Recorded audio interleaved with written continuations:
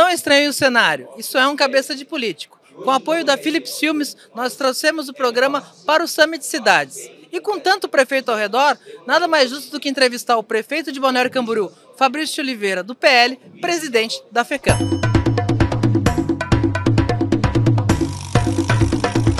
Prefeito Fabrício Oliveira, prefeito de Balneário Camboriú, presidente da FECAM, primeira vez no cabeça de político, que bom conversar com o senhor. E eu queria entender uma coisa, prefeito. O senhor tem uma eleição em que o senhor escolheu um candidato que não disputou eleições agora como seu sucessor. Por que o senhor escolheu o Peter Grando e como o senhor acha que vai colar a sua popularidade nele? Já vem chegando. Tem que ser. Primeiro, um prazer poder estar aqui com você. Obrigado pelo convite. Bom, vamos falar de Balneário Camboriú. Primeiro, a cidade hoje, Balneário Camboriú, ela está num crescimento, num desenvolvimento, não só interno, mas externo, né? Hoje, Balneário Camboriú representa, em termos de qualidade de vida, empreendedorismo, desenvolvimento, uma cidade que se tornou um receptivo, principalmente pós-pandemia, onde houve toda uma mudança cultural, uma mudança econômica, e nós posicionamos a cidade para que a cidade pudesse realmente andar nesse desenvolvimento. E quando nós falamos eleição, nós temos que justamente dar a cara da cidade, o perfil da cidade, a identidade da cidade, para que um candidato possa personalizar isso, possa trazer isso como um perfil desejado, como um perfil que possa realmente interpretar e também levar o nome da cidade. E o Peter, além de ser um comunicador, de ter um programa de rádio que conversava com as pessoas, que entendia o cotidiano, que trazia, realmente o programa inclusive chamava Voz do Povo, ele também tem uma experiência, já trabalhou na cidade ao lado de Camboriú, como responsável pela comunicação, portanto a experiência administrativa, a experiência de conversar com as pessoas, a experiência de saber ouvir, né, a vivência da cidade, o credencia para ocupar essa função, como também o fato de ele representar como perfil pessoal tudo aquilo que a cidade representa, né? Um perfil de arrojo, um perfil de ousadia, um perfil de jovialidade, um perfil de transparência, um perfil que a cidade precisa caracterizar para poder levar. Muita gente entendia, até fora de Balneário Camboriú, que o seu antigo vice, Carlos Humberto, como deputado estadual, seria um nome natural. Por que o senhor optou por não apoiar essa candidatura? Pelo fator simples, o Carlos Humberto se elegeu deputado e esse foi o compromisso com a população, foi o compromisso com o grupo político de permanecer como deputado, e nós entendemos que Balneário Camboriú não pode perder a cadeira dessa representação.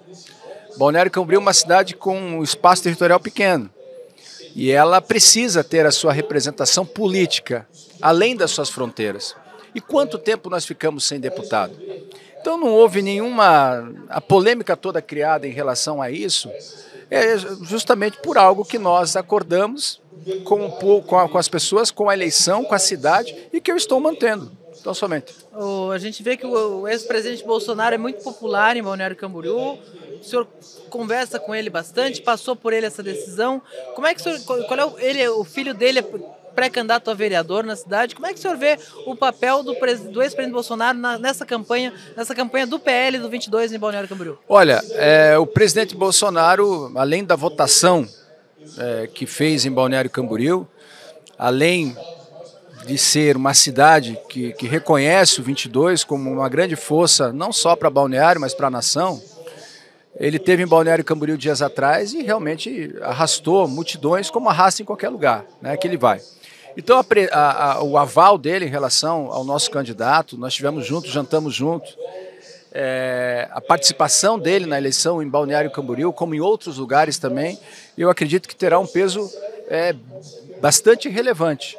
E, obviamente, Balneário Camboriú, por ter uma característica de uma cidade pontuada, né, uma cidade de direita, Bolsonaro tem um papel fundamental junto com o governador Jorginho Melo nesse contexto. A principal antagonista do Peter nessa eleição tem tudo para ser a Juliana Pavan, vereadora, faz oposição, e é um sobrenome que também é uma marca na cidade. O senhor já foi aliado, já foi adversário. Como é que o senhor vê essa candidatura e como vai enfrentá-la? Olha, eu enfrentei o pai dela em Balneário Camboriú em 2016. E naquele momento foi um recado claro que a cidade não queria retornar ao passado. E me parece que agora o passado quer retornar de uma forma, de uma composição um pouco diferente. O pai governando a cidade ao lado, Camboriú, e ela sendo candidata à cidade de Balneário Camboriú. Primeiro, isso me parece algo que terá que ser refletido pela população, das duas cidades, inclusive. Se isso realmente é um projeto legítimo, é um projeto de poder. Legítimo no sentido de ter legalidade, ok, mas Balneário Camboriú e Camboriú são cidades distintas. Camboriú é uma cidade que tem uma grande influência na cidade de Balneário Camboriú e me parece algo meio apelativo ter pai e filha nesse sentido. Segundo, eu vejo de que não se pode tentar explodir um jardim para colher uma flor. E essa é uma característica que eu realmente reprovo. Eu fui vereador de oposição e não deixei de governar a cidade porque eu nunca atirei no pé da minha cidade, eu nunca apostei no pior. Eu nunca apostei em poder ter o caos, a confusão, para que pudesse dali ter algum proveito. E vejo que que a candidatura dela, a aliança que ela estabeleceu entre PSD, PT ali na cidade, tem como característica justamente propagar muitas vezes ali a confusão para poder criticar a cidade e tirar o pé da cidade. E o senhor falou dessa importância que Camboriú tem na eleição de Balneário. Quem que o senhor apoia em Camboriú? Como é que o senhor vê a eleição de Camboriú? O PL terá candidato lá. E o nosso candidato se chama Ramon Jacob. Foi vice-prefeito da cidade, é um jovem, preparado, conhece a cidade e tem algo que é importante. Ele é da cidade, certo? Ele não veio de fora para poder compor um cenário que eu acabei de falar. Ele é da cidade, ele conhece os problemas, ele vive na cidade, ele conhece as soluções. E o Camboriú, eu acredito que consiga resolver os seus problemas por si só. Falando um pouquinho de Balneário Camboriú, no caso, assim, qual o senhor deixa a gestão no final do ano? Que desafio que fica para o próximo prefeito, seja Peter, seja Juliana, seja qualquer outro? Olha, primeiro, a cidade ela não pode retroceder, ela tem que continuar no seu crescimento, com o seu crescimento ordenado. Nós estamos discutindo agora, por exemplo, o plano diretor, que é uma ferramenta muito importante.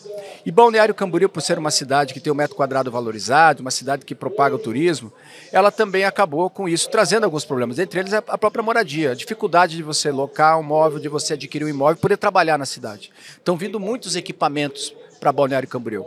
O que nós estamos discutindo no plano diretor em relação a moradia acessível, a moradia social, para que trabalhadores possam realmente viver e trabalhar na cidade. Essa é uma discussão para o futuro importante, porque a cidade está recebendo muitos equipamentos, a cidade está recebendo investimentos nacional e internacional, mas de pouco vai adiantar isso se nós não tivermos a capacidade de que o trabalhador ele também possa usufruir dessa qualidade e que ele possa ofertar o seu trabalho na cidade. Então essa é uma discussão importante.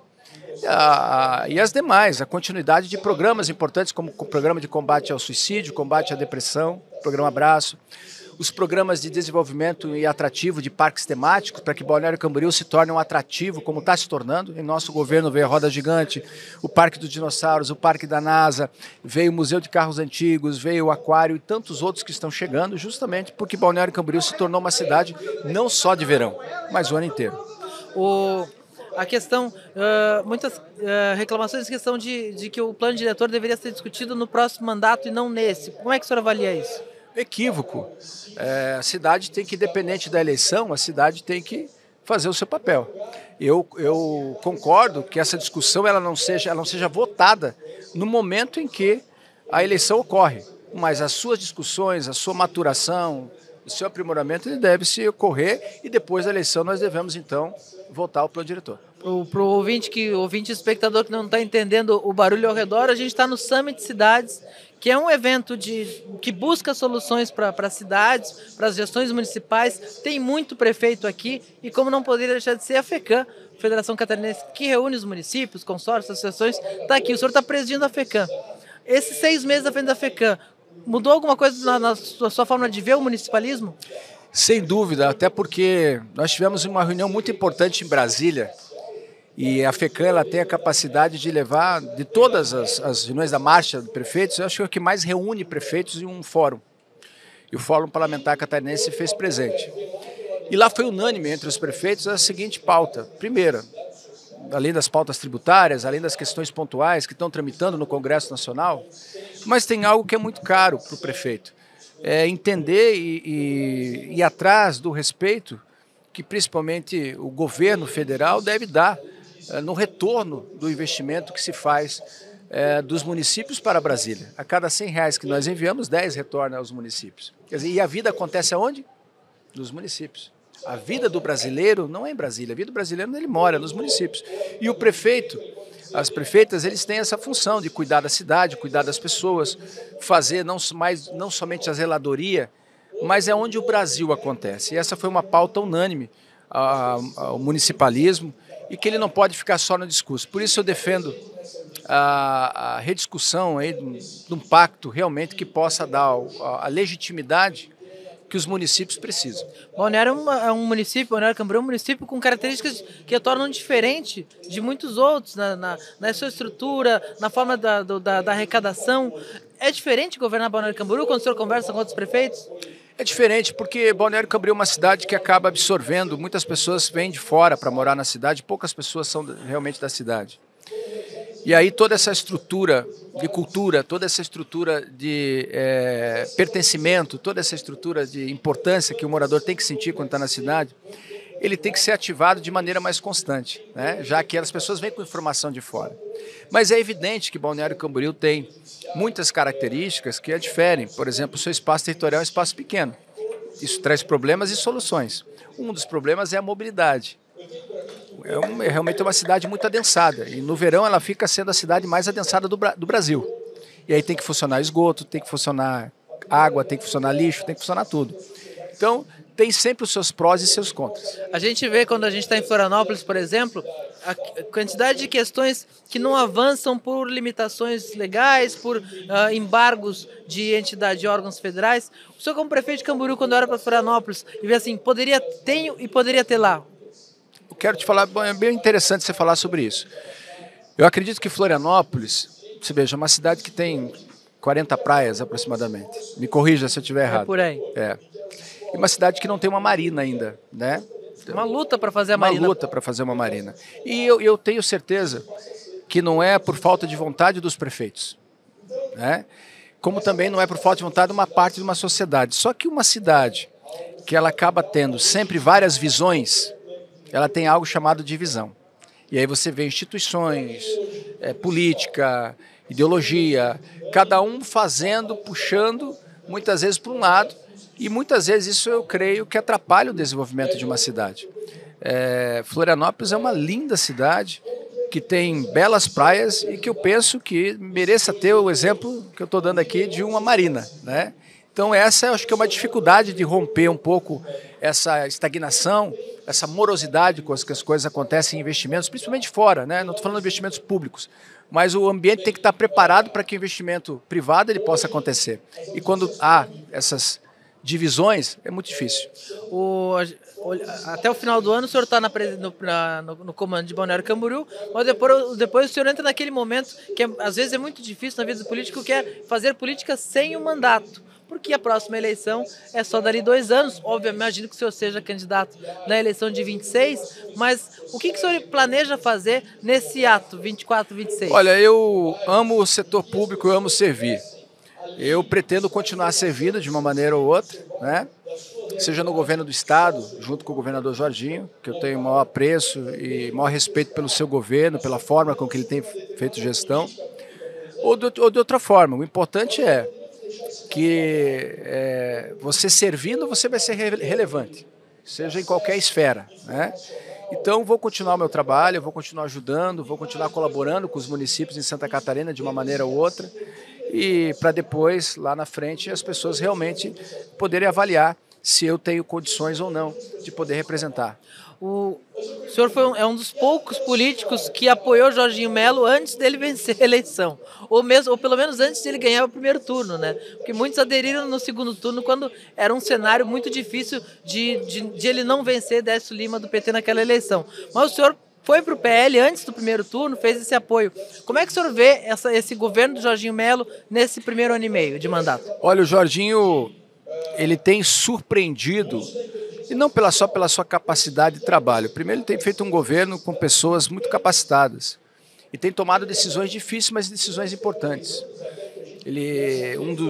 Um dos temas muito importantes, por exemplo, foi os eventos climáticos. O Jorginho mostrou sua liderança, sua paternidade em relação ao estado de Santa Catarina, mas também está conduzindo o estado, e aí tem vários temas como universidade gratuita, a própria a capacidade de atração de investimentos do estado de Santa Catarina. Hoje é o estado com menor índice de desemprego, com o estado mais seguro da federação, e creio que isso o governo e outras pautas têm levado com que Santa Catarina tenha cada vez mais orgulho do seu território. E Santa Catarina é um estado diferente.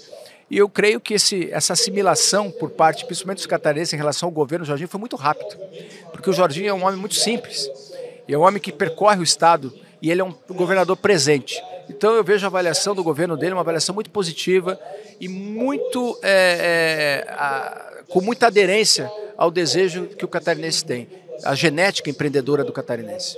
O Balneário é notabilizado pelo turismo, não precisa nem é uma grande grife nacional, até internacional de turismo. Quando o senhor olha para o turismo de Santa Catarina, as potencialidades que podem ser desenvolvidas no turismo de Santa Catarina, o que o senhor acha que pode avançar?